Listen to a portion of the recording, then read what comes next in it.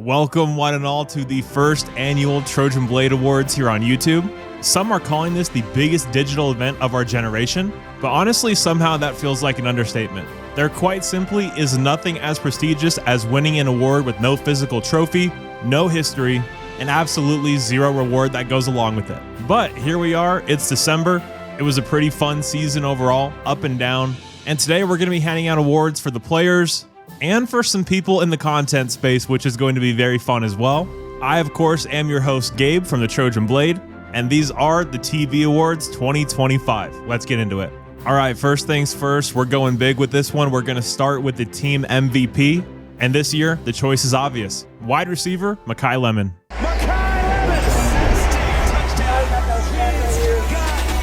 Three names that's certain in life. You got death, you got taxes. And that mother six gonna get in that end. Touchdown!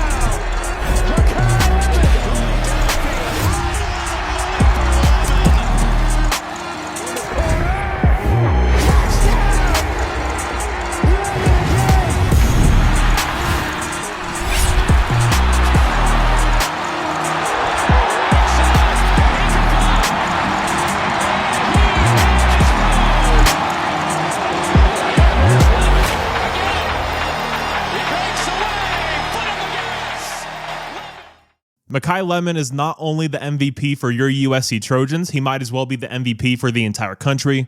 No player meant more to his team than Makai Lemon meant to USC this year. 79 receptions, 1,156 yards, 11 touchdowns receiving, another 2 touchdowns on the ground, 1 through the air, making that a 14 touchdown total, and also averaging 14.6 yards per reception. Better than Jeremiah Smith in every single category, Makai Lemon is the best receiver in the country and the best player on this year's USC team. Makai Lemon embodies everything you want a Trojan to be: quiet, humble, hardworking, and elite at absolutely everything he does on the football field.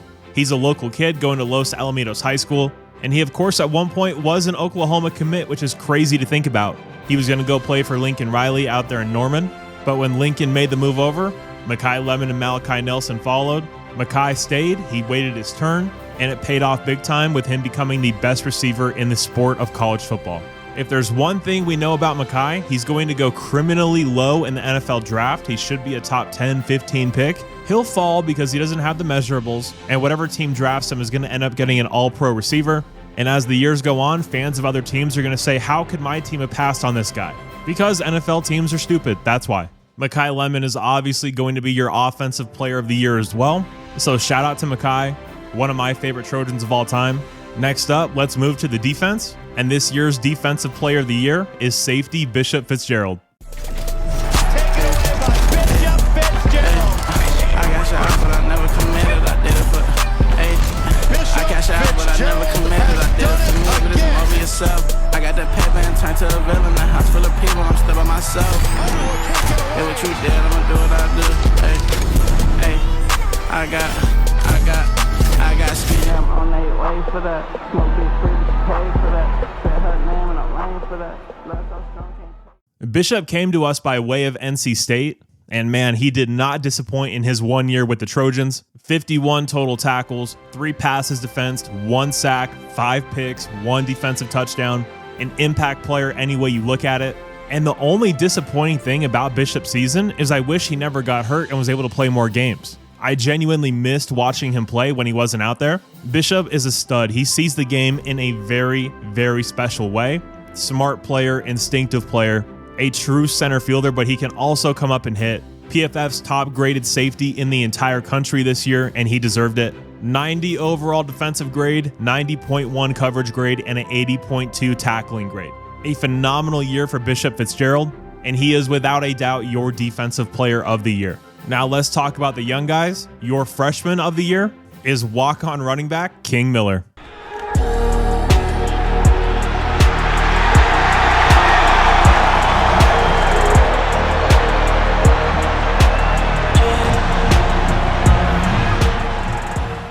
King's an absolute stud, man. When he came in that Michigan game, He changed the dynamic, he arrived on the national scene, and he has a chance to finish this year as a 1,000-yard rusher, which is absolutely insane considering how little he played in those first 4 or 5 games. On the year, 131 carries, 873 yards, 7 touchdowns, also had 96 yards on the ground, had some return yardage as well.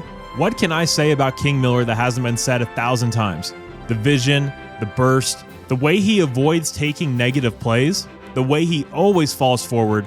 He's an elite running back any way you look at it. He can house it from anywhere on the field. He's getting better and better every single week as a blocker. If before the season you told me that King Miller was going to be the freshman of the year on this team, I would have been stunned and probably wouldn't have believed you. But there's absolutely no question it's King.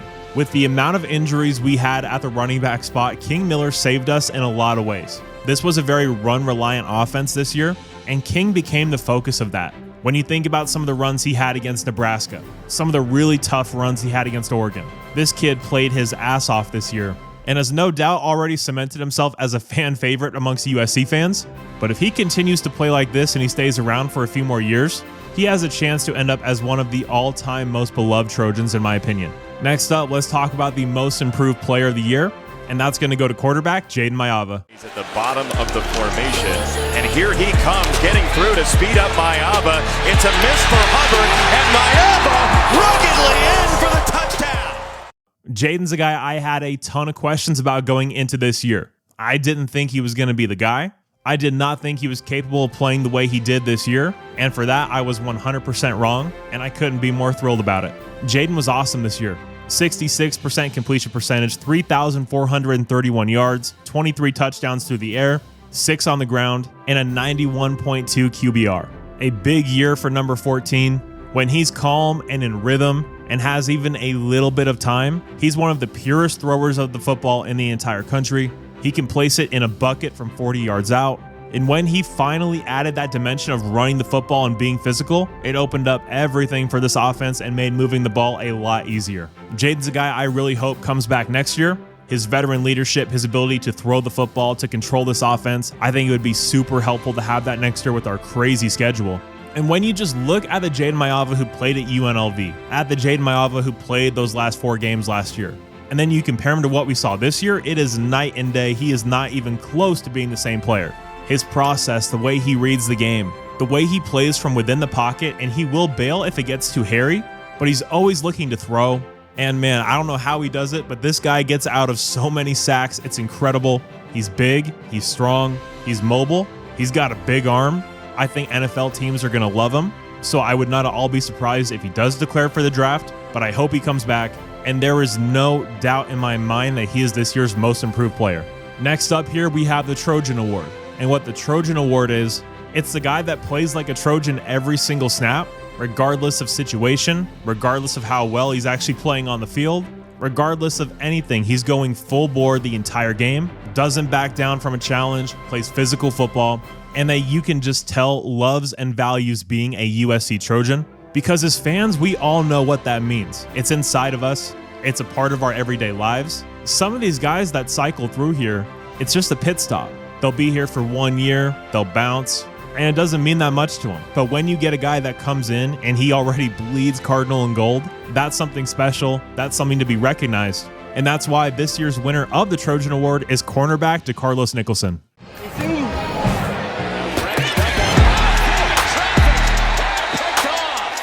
DeCarlos Nicholson played it beautiful. Doing it all week. You've been doing it all week. We practice how we play. We play how we practice. DeCarlos is a guy that it doesn't matter what was going on this year. He was in the face of the opponent. He was getting under people's skin. He was hitting hard, being very physical in man coverage. And then when you go to his Twitter, it's clear that he loves being a USC Trojan. He knows exactly what it's about. He's also a father, as many of you know. This is a hardworking, selfless, brave, strong, and fiery guy that I think was very important to the overall leadership structure of the team this year. There were moments where this defense, I'm not going to say laid down, but they certainly lacked fight. And DeCarlos Nicholson never showed that. It didn't matter what anyone else was doing. He was still being him, in someone's face, constantly talking, irritating his opponents. He's one of those guys you love to have on your team and hate to play against. And that's why, for me, DeCarlos Nicholson is 100% the recipient of the Trojan Award. Next up, we have the moment of the year. There were a few contenders for this, but at the end of the day, there's no doubt what it is. It's the Thick Six. Brown will pass as he's hit, but it knocks up in the air, and it's taken out of the air by the Trojans. Jarrett, the big old dude, is at the 40, at the 30. He's got an escort at the 20, the 10. The big man has scored a touchdown for USC. All 6'5" and 360 pounds of Jamal Jarrett. Oh, boy! Yeah, Joe!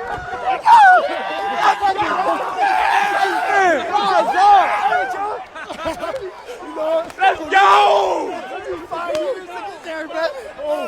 If you guys could have seen me watching this when I saw Jamal Jarrett's very large frame bumbling and stumbling down the field, outrunning people, he's actually pretty fast. This is an all-time moment, and it was capped off with the belly rub celebration. That's just hilarious. This was a great moment. And a day against Purdue, we had to wait to watch the game. We didn't even know if it was going to be played. The game was a little sloppy, not the best one to watch. And then this happens, and it just flipped everything. It was an awesome moment, for sure the moment of the year. I don't know what Jamal's going to do next year to top that, but yeah, that for sure was the moment of the year. We have 3 more awards here. Let's get into the content side of things. We're going to start here on YouTube, where we're going to hand out this year's Channel of the Year award. And this year, it's going to go to USC LAFB. Actually, we also saw this. Everyone's been asking for this.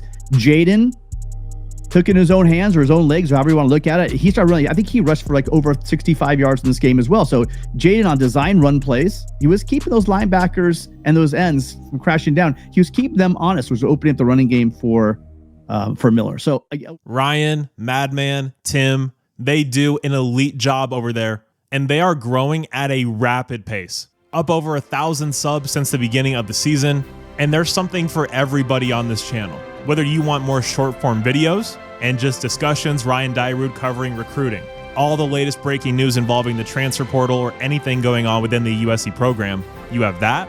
If you're into shorts, they have a very large library of those. And you have the live shows. You have call-in shows with Tim Prangley, and he'll be joined by either Jamal or Ryan.